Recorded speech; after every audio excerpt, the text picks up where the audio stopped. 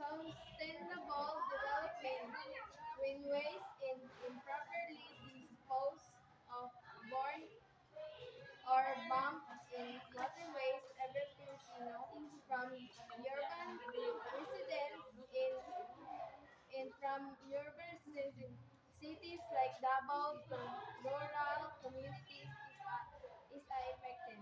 Poor waste management must be addressed immediately because it in their endanger lives, violates natural resources, and hold back economic growth. Poor waste management causes a direct threat to public health. Improperly stored garbage attract pests, attract pests like mosquitoes and rats, spreading diseases such as dengue, leptospirosis, and cholera.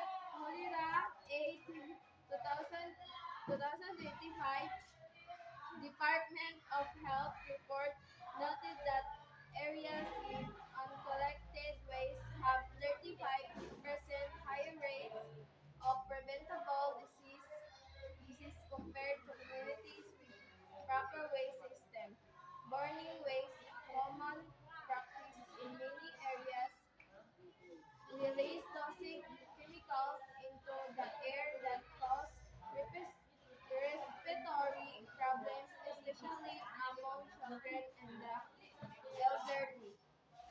Additional advantage countries' natural resources, plastic waste, and better reduce long rivers, lake, and coastal areas. Critical ecosystem that support fishing and tourist industries in the Philippines, which relies heavily on marine resources. Over 60% of coastal waters in some regions are contained by solid waste, leading to declining fish catches and harming coral reefs. Not only damage biodiversity, but also